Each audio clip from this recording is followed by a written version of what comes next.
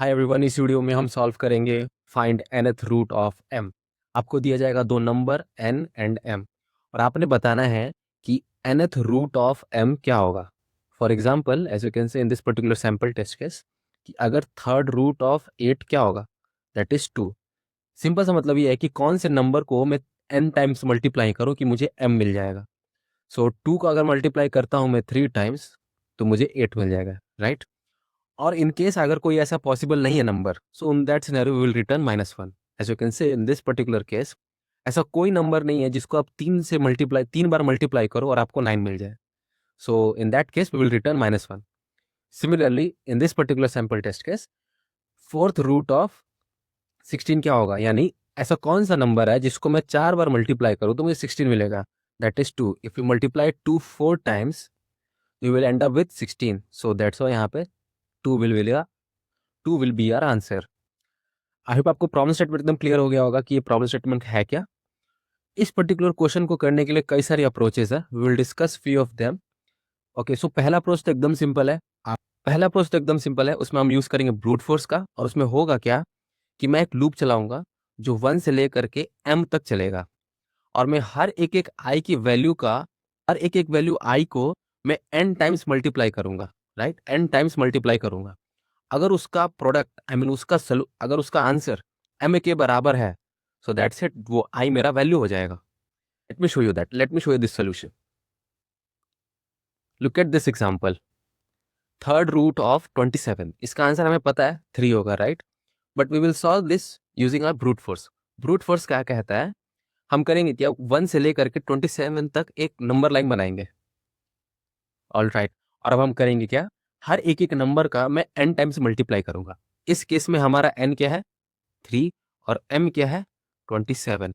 हमें बताना है कि इनमें से वो कौन सा ऐसा नंबर है जिसको मैं n टाइम्स मल्टीप्लाई करूं तो मुझे m मिल जाएगा, करेक्ट। तो अगर मैं 1 को मैं n टाइम्स यानी 3 टाइम्स अगर मैं मल्टीप्लाई करता हूं तो मुझे क्या मिलेगा, 1। क्या ये मेरा m के बराबर है, नहीं। ठीक है, अब आगे बढ़ते हैं। 2 को अगर आप 3 टाइम्स मल्टीप्लाई करते हो तो आपको क्या मिलेगा, 8। क्या ये m के बराबर है, नहीं। क्या 3 को मैं 3 बार मल्टीप्लाई करता हूँ तो मुझे क्या मिलता है, 27, जो कि बराबर है मेरे m से। So that's it, 3 will be our answer. तो आंसर को मैं 3 रिटर्न कर दूंगा। आई होप आपको ये चीज समझ में आई होगी। इन दिस केस हमारे को सोल्यूशन एग्जिस्ट कर रहा था, राइट। इस केस में हमारे पास वैल्यू थी।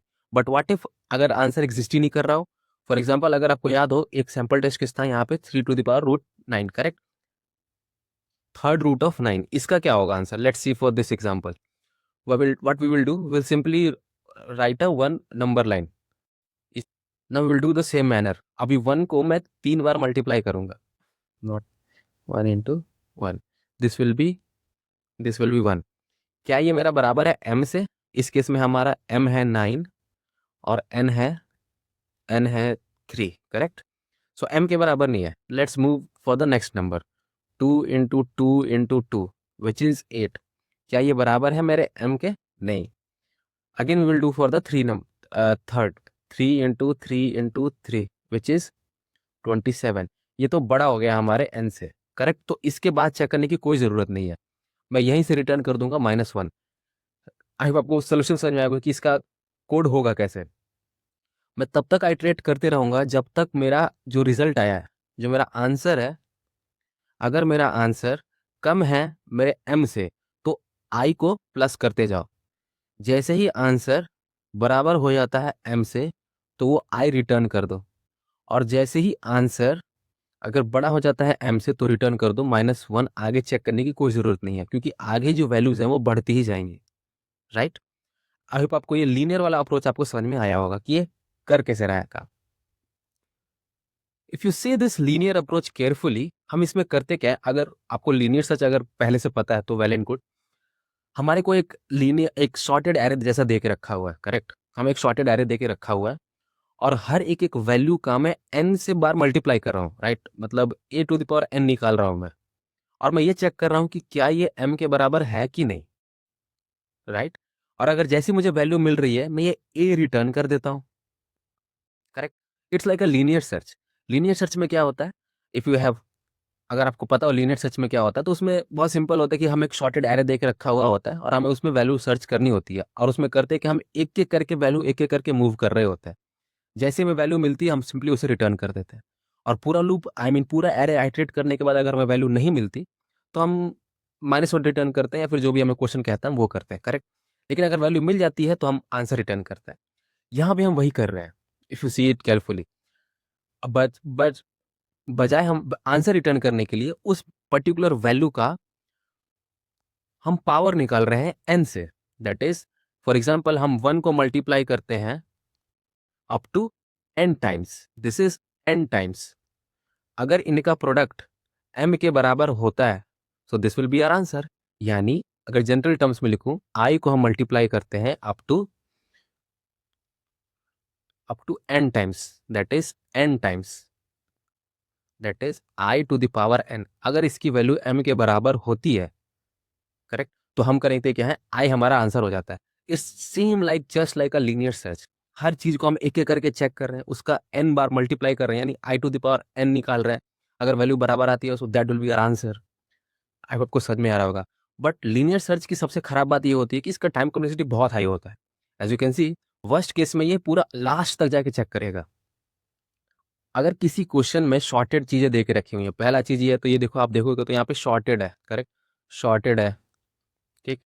दूसरा ये इसमें लीनियर सर्च लग रहा है, और लीनियर सर्च की टाइम कॉम्प्लेक्सिटी बहुत हाई है, तो इसका मतलब साफ है कि इस पर्टिकुलर क्वेश्चन को हम सॉल्व करेंगे with the help of binary search. If you don't know what binary search is, I will discuss it briefly right now, and then we will see how we are going to solve this particular problem using binary search. See this. हमें use करना है binary search to find this target in this array, right. Now इसमें हम binary search में हम करते क्या है कि एक पॉइंटर लगाते हैं हम एकदम लेफ्ट में, एक्सट्रीम लेफ्ट में, लेट्स इट लेफ्ट, और एक लगाते हैं एक्सट्रीम राइट में, let it be pointer R. और अब हम करते क्या है कि इन पे रखे वैल्यूज का सम निकाल के एवरेज करते हैं। That is 1 + 15 upon 2, this will B 8, right, क्योंकि 16/2 विल बी 8। और अब हम कंपेयर करते हैं अपने टारगेट से, क्या मेरा टारगेट मेरा आए हुए वैल्यू से बड़ा है, छोटा है, या बराबर है। अगर वैल्यू बराबर हो जाती है तो that will be our answer, otherwise हम एरिया को श्रिंक कर देंगे। Let's see how. अभी टारगेट क्या है 8, सॉरी, टारगेट क्या है 3, और हमें वैल्यू क्या मिली है 8, यानी टारगेट छोटा है हमारे आंसर से। इसका मतलब हमारा सर्च स्पेस जो होगा वो आधे से कम होगा, क्योंकि हमने एवरेज निकाला है, करेक्ट। एवरेज क्या होता है, दो चीजों का मिड, तो ये होता है ना मिड। अब कोई वैल्यू जिसे आप ढूंढ रहे हो वो मिड से कम है, तो ऑब्वियस है कि जो आपका जो वैल्यू होगा वो आधा आधे में होगा, पहले हाफ में होगा, करेक्ट। तो what we will do, we will eliminate this part, ठीक है। हमारे एवरेज निकालने से जो वैल्यू मिली और हमारा टारगेट जो है, इससे हमने ये डिसाइड कर लिया कि मेरा कभी भी आंसर इस हिस्से में कभी नहीं होगा, तो मेरा search space reduce by half.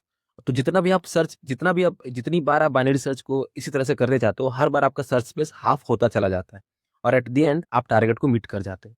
So now as सो हम पहले एवरेज निकालते हैं, एवरेज से मिड निकलता है, मिड से मैं कंपेयर करता हूँ टारगेट को, और टारगेट की वैल्यू बड़ी है, छोटी है, बराबर है, उसके बेसिस पे मैं अपने आधे एरे को एलिमिनेट कर देता हूँ। और मैं इसे तब तक करते जाता हूँ जब तक मेरा टारगेट मिल नहीं जाता। Now our search space will be from 1 to 7।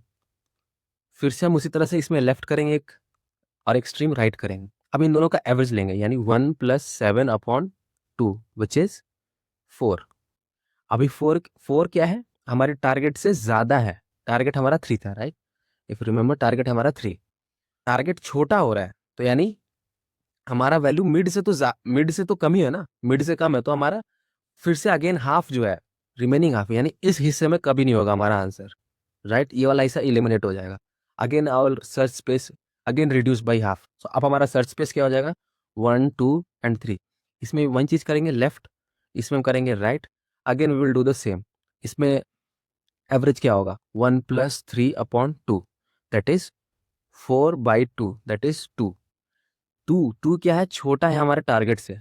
अगर छोटा है तो वैल्यू को बढ़ाओ, यानी पहला हाफ, यानी इतना से लेकर के इतना तक में वैल्यू एलिमिनेट हो गई, तो हम इसको लेफ्ट को आगे मूव कर देंगे, यानी एल और आर। अब ये दो एल और आर ये दोनों अब एक ही नंबर को पॉइंट कर रहे होंगे, वो है 3। अभी इसका एवरेज लेते हैं एल और आर का, तो एल और आर का एवरेज करोगे तो 3 + 3/2 which is 3 which is equals to our target. So this will be return. आया होगा कि किस तरह से बाइनरी सर्च काम करता है। दिस पर्टिकुलर एग्जाम्पल चीज़ें ऐसे आसानी से चल गई क्योंकि टारगेट हमारा अवेलेबल था, करेक्ट। बट क्या होगा अगर टारगेट अवेलेबल ना हो? सो इन दैट केस क्या होगा, अगर आप देखोगे हमारा लेफ्ट और राइट हर बार पास आते जा रहे हैं, एल इधर और राइट हमारा हर बार करीब आते जा रहे हैं। जैसी वैल्यू मीट नहीं करती, हमें मतलब वैल्यू हमें मिलती नहीं है, तो क्या होता है ना कि एल जो है वो आर को क्रॉस कर जाता है, they will overlap each other, वो एक दूसरे को क्रॉस कर जाता है, यानी एल जो है वो बड़ा हो जाता है आर से। इन दैट केस हम रिटर्न करते हैं -1, हमें वैल्यू नहीं मिली। आई होप आपको बाइनरी से समझ में आया होगा। Now how we will going to solve our problem of find nth root of m with this binary search. Linear search में हम क्या कर रहे थे, हम वैल्यू सर्च ही तो कर रहे थे। वैल्यू सर्च करके उसका n टाइम्स मल्टीप्लाई कर रहे थे और फिर चेक कर रहे थे कि क्या वो m के बराबर है या नहीं। जो हमारा एक्सट्रीम राइट है वो m ही तो है, करेक्ट। अब हम करेंगे क्या, 1 से लेकर के m तक ठीक उसी तरह से नंबर लिखेंगे, हर बार मिड निकालेंगे और फिर कंपेयर करेंगे क्या वैल्यू अब वैल्यू कंपेयर किससे करेंगे, इस वैल्यू से थोड़ी करना है, हमें इसको n टाइम्स मल्टीप्लाई करना है। अब वो मल्टीप्लाई करने के बाद हम कंपेयर करेंगे विथ आर m। अगर वैल्यू बड़ी है, बराबर है या छोटी है, based on that we will reduce half of our array, same just like a same manner that we are currently doing right now, right. Now let's do.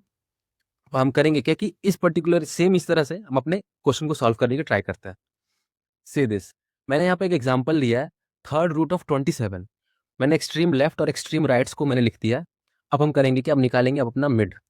Mid क्या होगा, l + r/2 which is 28, 28/2 which is 14, 14 correct. अब 14 को हम n times multiply करेंगे, right. 14 × 14 × 14 which I don't know the value, but ये बहुत बड़ी है हमारे m से, दैट इज 27। तो हम करेंगे क्या, आप रिड्यूस करेंगे हाफ। तो इतना तो श्योर हो गया ना कि यहाँ से लेकर के यहाँ तक की जो वैल्यू है वो हमारे काम की नहीं है, तो इस पार्ट को हम एलिमिनेट कर देंगे और अब हमारा सर्च स्पेस हो जाएगा 1 से लेकर के 13 तक। Now will again do the same thing. अभी हमारा मिड क्या होगा, l + r/2 that is 14/2 which is 7, 7 × 7 × 7 see 7 7 49 होता है और उसमें भी 7 मल्टीप्लाई हो रहा है, तो ये वैल्यू बहुत बड़ी हो जाएगी हमारे टारगेट से। टारगेट क्या है हमारा, m। m क्या है हमारा 27, राइट। तो ये बहुत बड़ी वैल्यू है। So again will eliminate half of this array. तो अब 7 से लेकर के इस यहाँ तक का कोई मतलब नहीं इसको रखने का।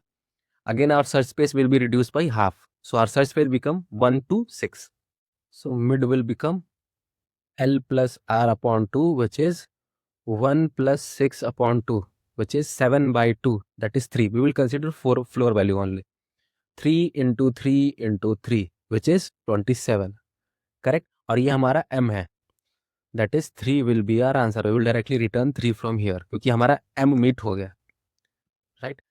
आई होप आपको सारी चीज़ें समझ में आई होंगी। तो इस केस में तो हमें आंसर मिल गया, तो हमने सिंपली हमने उसको रिटर्न कर दिया, हमने 3 को रिटर्न कर दिया। बट व्हाट इफ वैल्यू नहीं मिले, इफ रिमेंबर इस केस के लिए हमारे पास -1 है, हमें इसमें वैल्यू नहीं मिलती।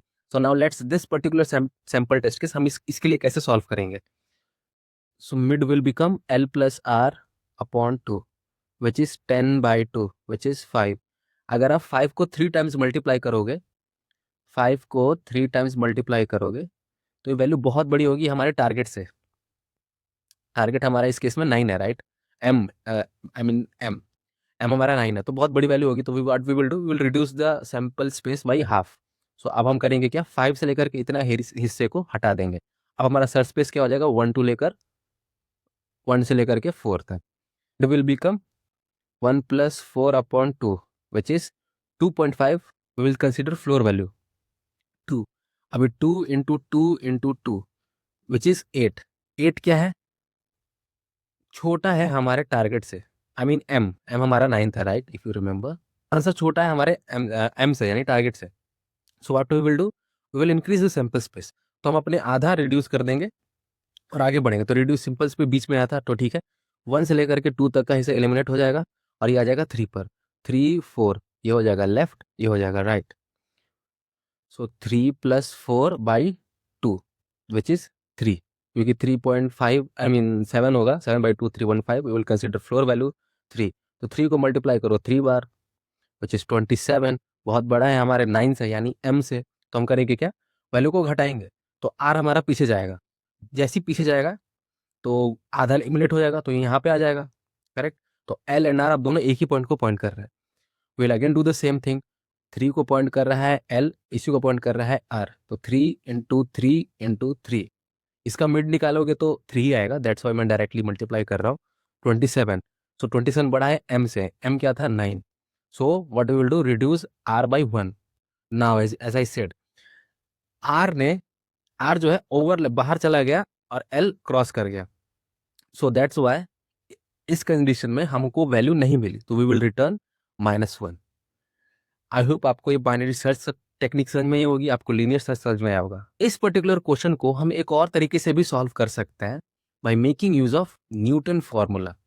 Will see how, what is this Newton formula, how this Newton formula going to help us in solving this particular problem। अभी तक हमने जितने भी अप्रोचेस देखे, चाहे वो लीनियर हो, वो चाहे बाइनरी हो, उन सब में सबसे फास्टेस्ट अप्रोच है न्यूटन फार्मूला की, राइट। लीनियर अप्रोच की time complexity linear approach linear में थी, इसकी लॉगरिथमिक है, but this particular approach works very efficiently, right? I will show you how, what is this Newton formula, how this Newton formula going to solve our problem। Special मतलब mathematics में Newton formula का इस्तेमाल करते हैं किसी value का nth root निकालने के लिए। Late me show you. So this is the Newton formula that I was talking about. किसी भी नंबर का, m नंबर का nth रूट निकालने के लिए सबसे इफिशिएंट तरीका है ये। मैथमेटिक्स में हम इसी फॉर्मूले का इस्तेमाल करते हैं। ए- इस फॉर्मूला में कुछ चीजें हैं जिसको आपको एज्यूम करके चलना पड़ता है। सबसे पहली चीज है वो है initial value, initial value which is x to 0। अब ये यही initial value, as you can see हमें यहाँ पे डायरेक्ट वैल्यू k+1 मिल रहा है और यहाँ पे वैल्यू k चाहिए, right. So for first value k should, for 0 if you put 1 here, I mean if you put 0 here, तो यहाँ पे 1 हो जाएगा और यहाँ पे 0 हो जाएगा। तो इसके लिए हमें क्या करना होता है, आप कोई वैल्यू चुन सकते हो, बट मेक श्योर करना है कि वो वैल्यू 0 से बड़ी हो, ठीक है। आप यहाँ पे एज्यूम कुछ भी कर सकते हो, anything you can assume, anything you can assume anything, but make sure it must be greater than 0। कोई भी पॉजिटिव इंटीजर आप यहाँ पे चुन सकते हो x0 के लिए, बट आप, मतलब ये रिकमेंडेड है कि आप ऐसा नंबर ही चुनो जिसपे मैनिपुलेशन हो, जब इस पे काम हो तो ज्यादा आइट्रेशन करना ना पड़े। So correct. तो लोग या तो जनरली m चुन लेते हैं, या फिर m/2 चुनते हैं, या फिर m/n चुनते हैं, या फिर n चुनते हैं, whatever you want to choose, you can choose that, but make sure it must be greater than 0, that's it. यही एक एजम्पशन है जिसको आपको टेक केयर करना पड़ता है। Now will see how this particular formula going to solve our issue. कहते क्या है, एक n√m, ठीक है, ये लेके चलते हैं और इसके लिए एग्जांपल ले लेते हैं 3√27 जो हम अभी तक लेके चल रहे हैं, ठीक है। अभी मैंने x0 को मैं लेट से 9 ले लेता हूँ, आप यहाँ पे कुछ भी ले सकते हो, मैंने कहा ना, बस वो 0 से बड़ा होना चाहिए, that's it. Now let's put the formula. So x1 क्या हो जाएगा, अगर ये मेरा वैल्यू है तो n की वैल्यू हो जाएगी 3 और m की वैल्यू हो जाएगी 27, राइट। सो x1 क्या होगा n, राइट। अभी n की वैल्यू क्या है, n की वैल्यू है 3, m की वैल्यू 27 थी तो मैं 27 वहाँ पे लिख दी, ठीक है। तो ये हो जाएगा 2 इंटू x0 मैंने जूम किया है 9, ठीक है, यहाँ पे मैंने 9 लिख दिया, प्लस 27 अपॉन x0 क्या है 9 और 9 का स्क्वायर, राइट, n-1 है, और upon 9 I mean n that is 3। Now just manipulate this, I mean let's calculate this. If you want to calculate you can calculate it on your own, but मैंने already calculate करके रखा हुआ है, so to save the time, तो this will be 6.11111, okay. Now this is x1। अब now calculate x2. This x2 will become n-1 x1 plus 27 upon x1 n-1 by n, that is 2 into, अभी हमारा x1 क्या आया था, यहाँ पे value रखी है 6.11111 प्लस 27 अपॉन 6.11111 का square by 3। If you calculate this, you will end up with 4.315 208, Now let's calculate for x3. This will become n minus 1 x2 plus 27 upon x2 n minus 1 by n. Now calculate this. 2 into जो भी हमारा x2 आया that is 4.5208 का square by 3. If you calculate this, you will end up with 3.360,193. Now let's calculate x4. This will become n minus 1 x3 plus 27 upon x3 का square, that is n minus 1, ठीक है, और upon n.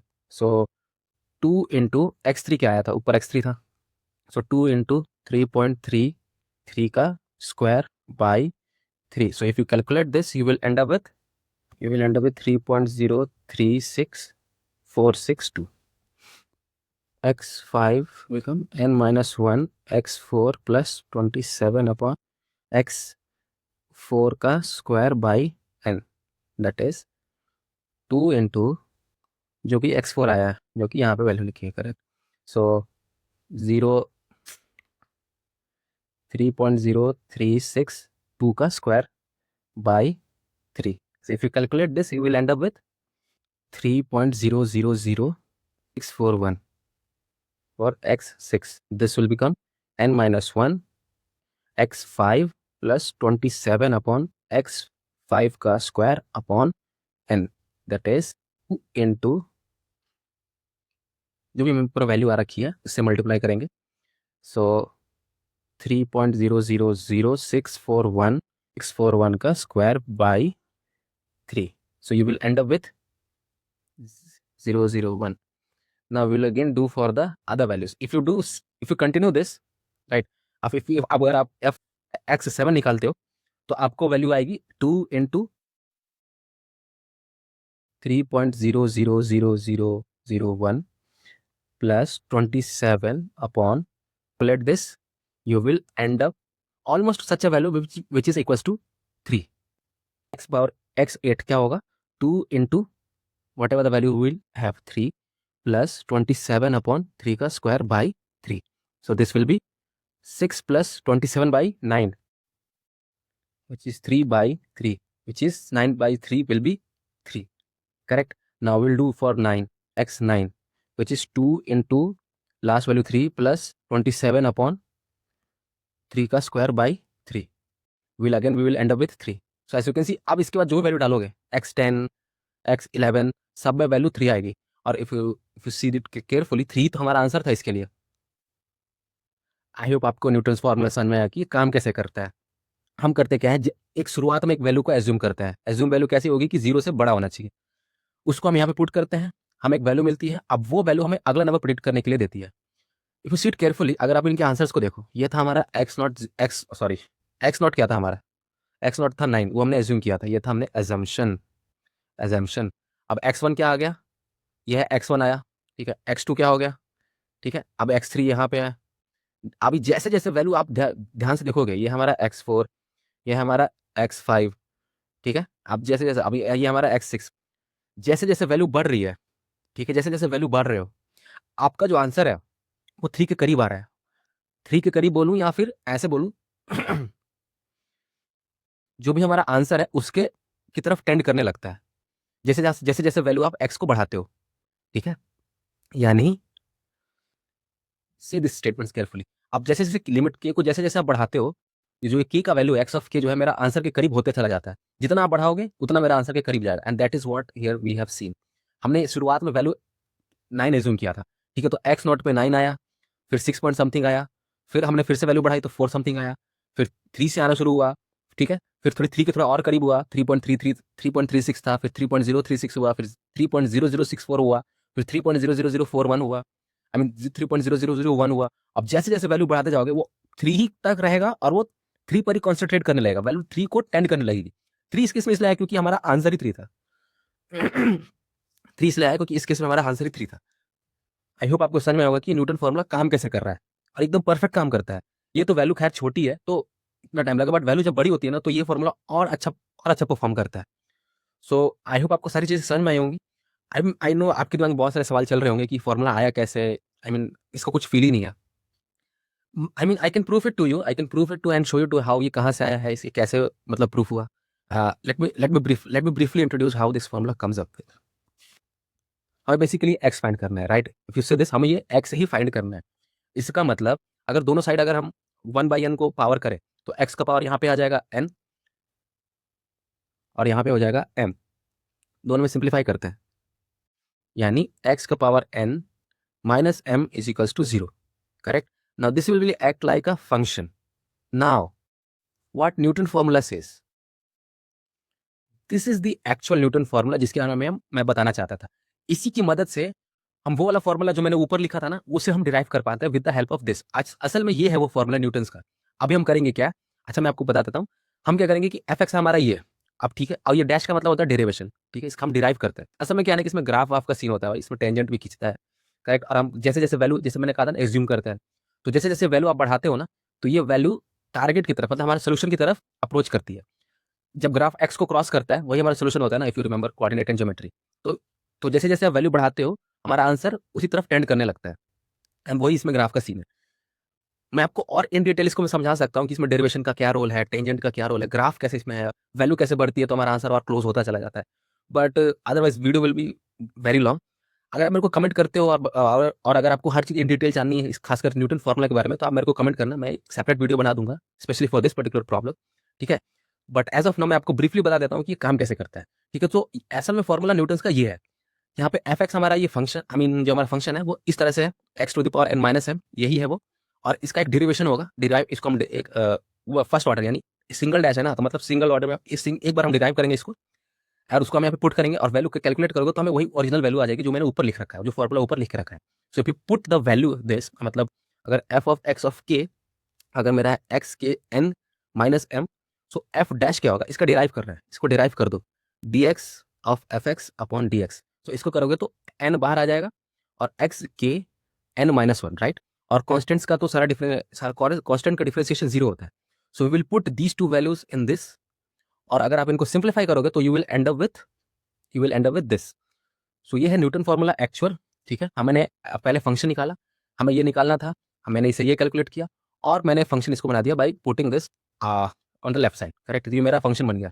अब Newton formula कहता है कि x at k plus one is equal to x k minus f x, यानी f dash x k. ठीक है. तो इसको, ये डैश मतलब डिफरेंशिएशन होता है, तो फर्स्ट लेवल डिफरेंशिएशन. तो मेरा जो भी एफ एक्स है उसको एक बार डिफरेंशिएट करेंगे तो मेरे को ये वैल्यू मिलेगा. सारे कांस्टेंट का डिफरेंशिएशन जीरो होता है.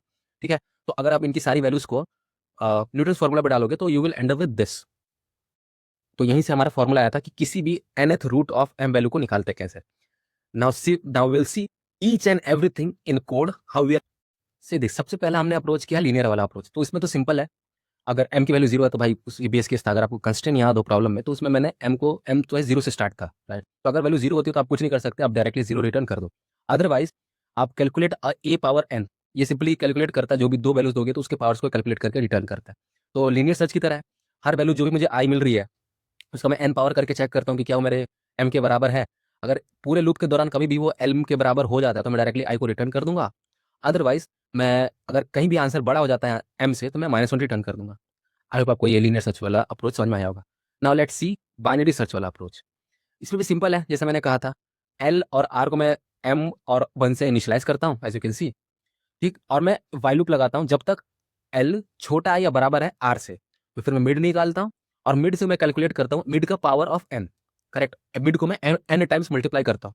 अगर वैल्यू m के बराबर है तो मेरा वो आंसर है, सिंपली मिड को रिटर्न कर दो. अदरवाइज वैल्यू कम है तो l को असाइन करो मिड प्लस वन, ज्यादा है तो r को असाइन करो मिड माइनस वन. और अगर ये पूरा लूप चल जाने के बाद कभी भी मेरा ये हिट नहीं करता, इसका मतलब आंसर नहीं है, we will directly return minus one. I hope आपको चीजें समझ में आई होंगी. ये मतलब बाइनरी से समझ में आया होगा. ठीक है. Now will see the Newton's formula. ठीक है. हमारा जो भी फॉर्मूला था n minus one into x plus m by x n minus one का पावर बाई एन, ये मैंने सिंपली उसको मैंने यहाँ पे डिक्लेयर, यहाँ पे मैंने लिख रखा हुआ है. If you see it carefully, ये वही फॉर्मूला है. अब हम करते क्या, सबसे पहले मैंने कहा था ना कि हम एक इनिशियल वैल्यू को असाइन करते हैं, तो मैंने यहाँ पे m को ही असाइन कर रखा है. यहाँ पे सिंपल सा रूल है कि वो वैल्यू जीरो से बड़ी होनी चाहिए, बट रिकमेंडेड यही होता है कि आप ऐसी वैल्यू चुनो जिसमें आइटरेशन कम हो और आपका आंसर जल्दी मिल जाए. तो मैंने m ही चुन लिया है. ठीक है. तो मैं करता क्या हूँ, सबसे पहले जो भी मेरा x है उसके बेसिस पे मैं नेक्स्ट क्रिएट करता हूँ. ठीक है. और अगला वैल्यू, जैसे आपने देखा था कि जैसे जैसे वैल्यू बड़ी हो रही थी तो मेरा आंसर जो है और मतलब मेरा जो वैल्यू है वो आंसर के और करीब होता चला जा रहा था। तो मैं चेक करूंगा कि मेरा प्रीवियस, मेरा एक्स और नेक्स्ट, उन दोनों के में डिफरेंस अगर एब्सोल्यूट, अगर आप इसे ध्यान से देखोगे तो इसका मतलब है लिखा हुआ 0.00000001, करेक्ट। 10 टू द पावर अगर -6 है ना, तो इसका मतलब है 10 टू द पावर -6, यानी इतना बड़ा प्रिसीजन में चेक कर रहा हूँ। तो मेरा नेक्स्ट और एक्स, अगर इन दोनों के बीच में डिफरेंस अगर इतना है, इतना प्रिसीजन आ गया, तो मुझे आगे चेक करने की कोई जरूरत नहीं, मुझे आंसर मिल चुका है, तो मैं डायरेक्टली ब्रेक कर दूंगा, ठीक है। और जो भी मेरा एक्स में होगा वैल्यू वो स्टोर हो जाएगा। तो मैं यहाँ पे बस वही एक वैल्यू चेक करूंगा कि क्या मैं जो मेरे को वैल्यू मिला है उसका पावर, ठीक है। और यहाँ पे जैसे आप देख रहे हो डबल है, तो यहाँ पे इंट है, तो मैंने उसको टाइपकास्ट किया है इंट में, ठीक है। तो वो टाइपकास्ट हो जाएगा, रूट में आ जाएगी वैल्यू। अब मैं रूट को चेक करूंगा एन से, ठीक है। क्या इसका पावर जो भी मुझे मिला है, हमें 3 मिल रहा था, राइट। तो अगर उसका पावर, उसका मैं पावर करता हूँ एन से, तो अगर एम के बराबर आ रहा है तो मतलब मुझे आंसर मिल गया। I will directly return the root value जो हमें यहाँ से मिला है, राइट। और अगर ऐसा नहीं मिलता है, ऐसा नहीं होता है, तो will directly return -1। See this solution one more time, ठीक है। जो मैंने आपको एक्सप्लेन किया, जो भी मैंने आपको ड्राई रन करके दिखाया, सारी चीज़ें आपको बताई, कुछ भी ना समझ में आए, you can rewind the video and watch it one more time, क्योंकि बहुत सिंपल अप्रोच है, मतलब बहुत सिंपल। यहाँ पे मैंने फंक्शन लिखा हुआ है, आई मीन फंक्शन है ये, और इसके अंदर फॉर्मूला भी बहुत सिंपल है, और इसमें काम क्या हो रहा है वो भी समझना बहुत आसान है। और अगर अगली वाली वैल्यूज के लिए मैं नेक्स्ट मैक्स में आसान करता हूँ, ये भी आई होप आपको समझ में आ रहा होगा, यानी xk+1 xk, राइट। यहाँ पे वही काम हो रहा है। आई होप आपको सारी चीज़ समझ में आई होंगी, तीनों सोल्यूशन समझ में आए होंगे। Let's run this code. If you see, यहाँ पे मैंने टेस्ट केसेस लेके रखा हुआ है, let's run it for 4 test cases. अगर हमारी वैल्यू 3 है और 27 है, as you can see linear approach से भी वही आ रहा है, न्यूटन्स फार्मूला और बाइनरी सर्च से सबसे सेम आ रहा है, ठीक है। अब हम करेंगे 16, correct. As you can see सबके लिए वैल्यू बराबर आ रही है। व्हाट इफ वैल्यू एग्जिस्ट ही नहीं करती, 2 बराबर 6, so in that case as you can see सबके लिए -1 आ रहा है। सो आई होप आपको सारी चीज़ समझ में आऊंगी, एज यू कैन सब सारे अप्रोचेस के लिए सबका आंसर सेम आ रहा है। आई होप आपको सारा अप्रोच समझ में आया होगा, लीनियर, बाइनरी सर्च और न्यूटन्स फार्मूला। किसी भी चीज़ में डाउट हो आप डायरेक्टली कमेंट में आ सकते हो। अगर आपको न्यूटन फार्मूला का इन डेप्थ चाहिए, तो न्यूटन फार्मूला में बहुत सारी चीज़ें हैं भाई, उसमें मुझे ग्राफ बताना पड़ेगा, डिफरेंशिएशन क्या होता है वो समझाना पड़ेगा, उसकी फील देनी पड़ेगी। So if you want that, you can directly comment me out, मैं उसके लिए सेपरेट वीडियो बना दूंगा। इस वीडियो के लिए इतना ही, तब तक के लिए थैंक्स फॉर वॉचिंग।